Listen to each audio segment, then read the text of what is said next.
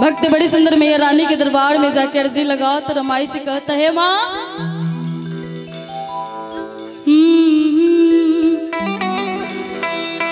आगिल दुआरे बने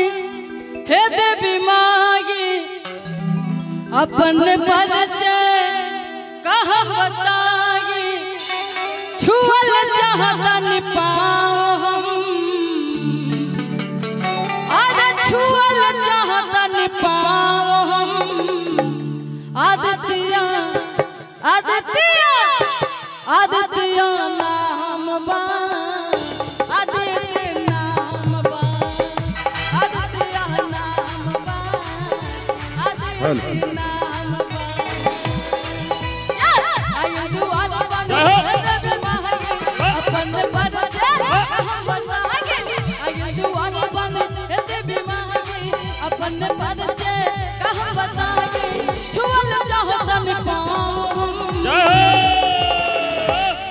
अरे छुअल चाहता नि पाओ हम आदित्य आदित्य आदित्य नाम बा आदित्य नाम बा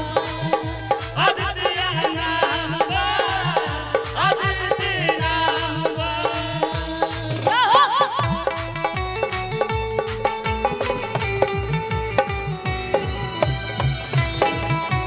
क्या बता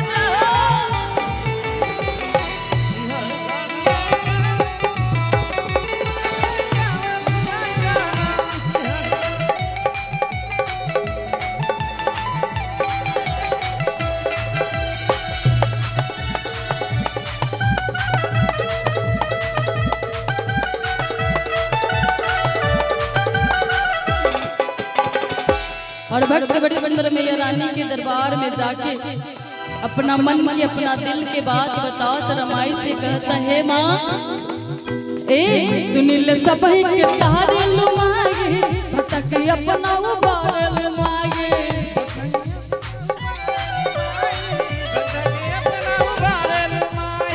सुनील सबही के तारे लुमागे भटक अपना उबार लुमागे मुझे तो हाल भगे देवी मैया गला ना गला बात बल्ली गबैया मुझे तो हाल भगे देवी मैया गला ना गला बात बल्ली गबैया तोरा प्रीतिया के छाववा कहना चाहेंगे मैया रानी के दरबार में यहाँ पर सारे हमारे भक्त सुनने वाले बैठे हैं बाकी सभी लोग से कहना चाहेंगे कि भले ही अपना गांव में मान सम्मान बना लेना भले ही अपना गांव में मान सम्मान बना लेना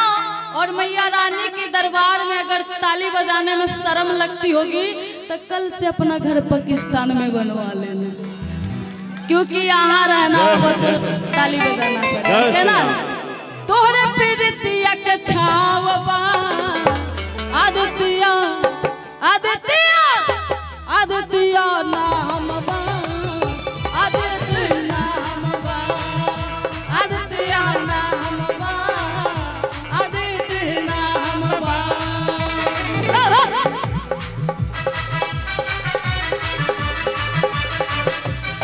क्या बात है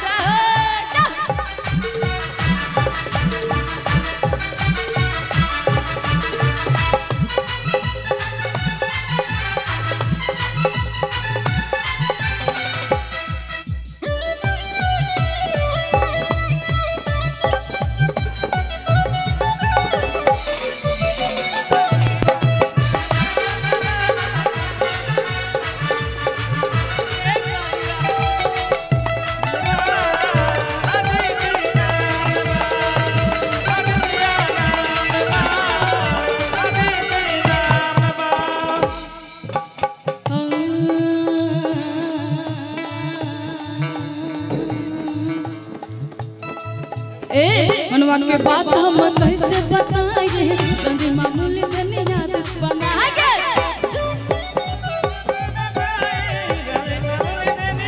मनवा के बात हम कैसे बताएंगे तंदी मामूली दुनिया बनाएंगे जब तू दलवा चाहे न जहदा खाली बचाओल है रे मरियादा जब तू दलवा चाहे न जहदा खाली बचाओल है रे मरियादा चाचा भगल चारो ओर